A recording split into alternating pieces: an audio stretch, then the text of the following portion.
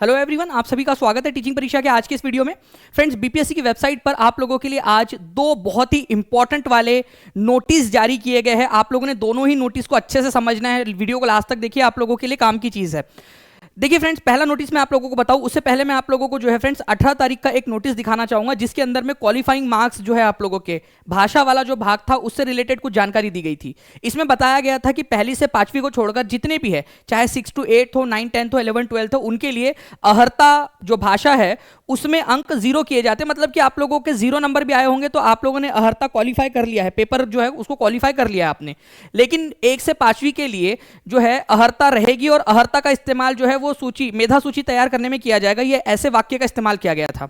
जब मैंने ये नोटिस आप लोगों के लिए कवर किया था वीडियो में, तब भी काफ़ी सारे बच्चों ने मुझसे सवाल पूछा था कि सर यहाँ वो बताया गया है, वहाँ ऐसे कोई बता रहा है कि सर अब 150 में से बनेंगे, ठीक है। और काफ़ी सारे कॉल्स भी आए, काफ़ी सारे मैसेजेस आए कि सर इसमें इस तरीके से बताया गया है। मैंने आप लोगों को क्लियर बताया था फ्रेंड्स कि आपकी जो मेधा सूची है वो 120 में से ही बनेगी। इसका क्या मतलब है वो भी आपको बताया था, आप इस वीडियो को देखिए, ठीक है। फिर मैं उसके बाद में आप लोगों के साथ में दोनों के दोनों नोटिस जो है वो शेयर करता हूँ।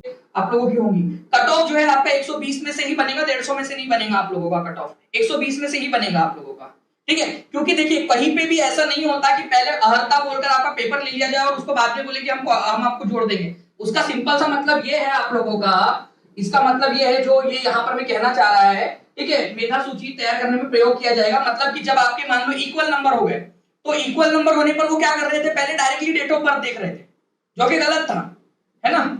डेट ऑफ बर्थ देख रहे थे वो लोग। अब क्या होगा आप लोगों का, पहले जो है आपका 120 में से देखा जाएगा। अगर आप आगे हो तो आप आगे हो गए, लेकिन अगर आपका 120 में इक्वल नंबर है तब देखा जाएगा आपका लैंग्वेज वाला पेपर, ठीक है। तब देखा जाएगा आपका लैंग्वेज वाला पेपर। अगर लैंग्वेज में भी आपके इक्वल आ गए तो उसके बाद में देखा जाएगा आपकी डेट ऑफ बर्थ क्या है, उसके बाद देखा जाएगा। ये होता है मेधा सूची तैयार करने का मतलब। इसका मतलब ये नहीं है आप लोगों का कि इसके नंबर जोड़ दिए जाएंगे वहां पर में, नहीं, ऐसा नहीं होता है कि भाई पहले पेपर ले लिया और उसके बाद में। ये तो केस हो जाएगा, डायरेक्टली केस हो जाएगा बीपीएससी के इस रिक्रूटमेंट पे। अगर ऐसा हुआ तो ऐसा नहीं होगा, आपका 120 में से ही आएंगे नंबर। डोंट वरी, आप टेंशन ना लो, 120 में से ही होंगे। क्योंकि आप खुद भी सोचिए, अगर आप होते तो क्या आप कभी भी ऐसा करते कि किसी को बोले क्वालिफाइंग और उसने 9 ही क्वेश्चन छुड़वा के आया और आप बाद में बोले कि नहीं हम तो जोड़ेंगे इसके नंबर। ऐसा नहीं होने वाला, डोंट वरी। केवल और केवल इक्वल नंबर आने के केस के अंदर में आपका ये देखा जाने वाला है। वो मैं पहले ही बता चुका था आपको कि अगर इक्वल नंबर आते हैं, ठीक है, आपके 120 में से, जैसे कि पिछले बार हुआ था, उस केस में आपके लैंग्वेज वाले नंबर देखे जाएंगे। जिसका ज्यादा रहेगा उसको प्राथमिकता दी जाएगी, ठीक है।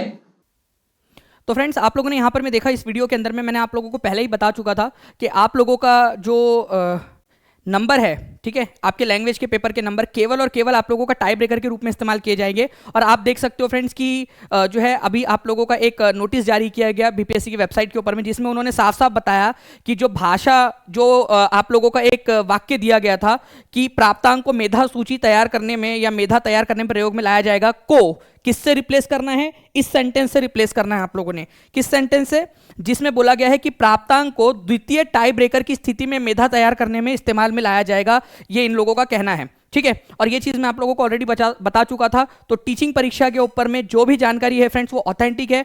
और मैं उन सभी बच्चों को बताना चाहूंगा जो काफी बार कंटिन्यूअसली वो बहुत ज्यादा एंशियस हो चुके थे कि घबराने की जरूरत नहीं है आप लोगों की, केवल टाई ब्रेकर के रूप में इस्तेमाल होगा वो आप लोगों का।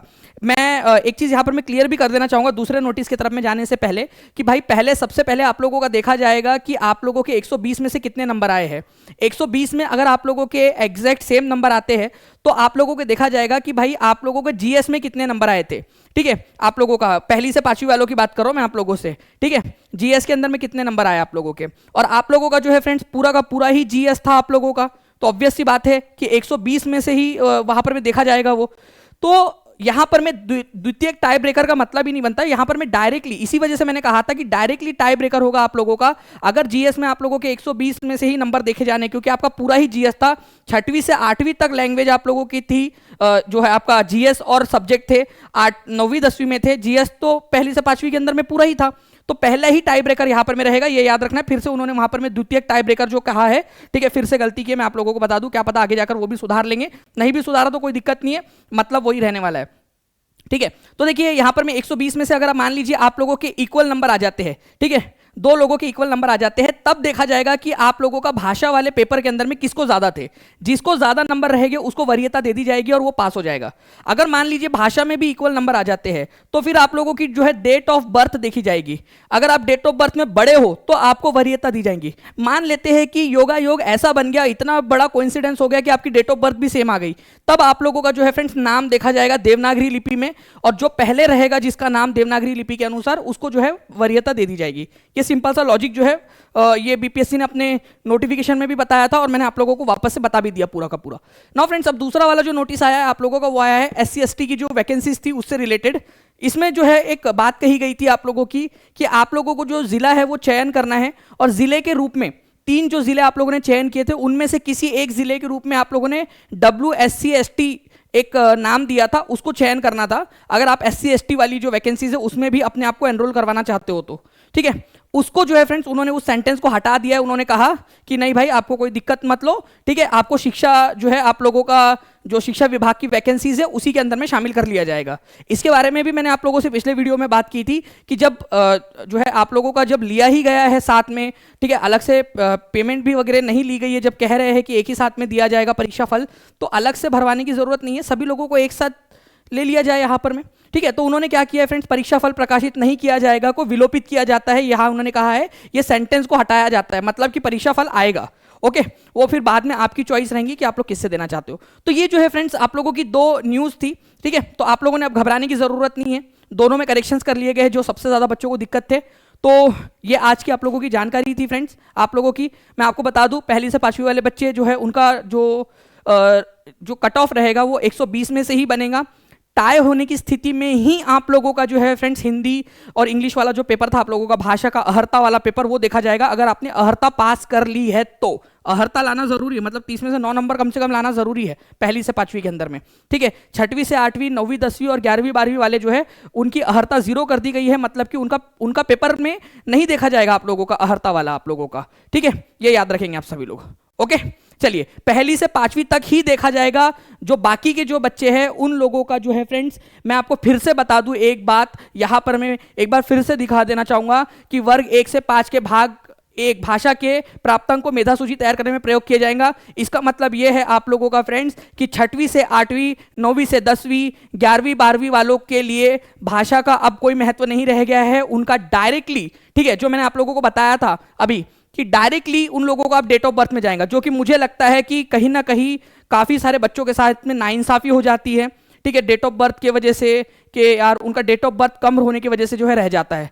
अगर नहीं भी उन लोगों को क्वालिफाई वाले नंबर जो है वो 0 करने थे, बट एटलीस्ट जो है मेधा सूची तैयार करने में उसका लिया जाना चाहिए था नंबर, ऐसा मुझे लगता है। आप लोग मुझे बताएंगे फ्रेंड्स कमेंट करके कि आप लोगों को क्या लगता है, ठीक है, ताकि एटलीस्ट जो है उन बच्चों को जिन्होंने लैंग्वेज में ज़्यादा नंबर लाया एटलीस्ट वरीयता के अंदर में उन लोगों का इस्तेमाल किया जा सकता था। मुझे इस तरीके से पर्सनली लगता है। बाकी आप लोगों की राय आप लोग कमेंट में बता सकते हो, आप लोगों को न्यूज़ कैसे लगी ये भी कमेंट में बता सकते हो। टीचिंग परीक्षा चैनल को सब्सक्राइब जरूर कर लीजिए फ्रेंड्स, ठीक है। इसके अलावा जो है वीडियो को लाइक जरूर कर देना, अपने दोस्तों के साथ में शेयर कर दीजिए ताकि ये इंपॉर्टेंट इन्फॉर्मेशन उन सभी तक पहुंच सके। अगर आपका कोई और भी सवाल है तो वो भी आप लोग मुझसे कमेंट बॉक्स के अंदर में पूछ सकते हो। टीम पूरी कोशिश करेंगी, टीचिंग परीक्षा की पूरी टीम आप लोगों के साथ में है, कोशिश करेंगे कि जल्द से जल्द आप लोगों का जवाब जो है वो आप लोगों को दिया जा सके। ओके, चलिए धन्यवाद friends, take care, God bless you all, thank you very much.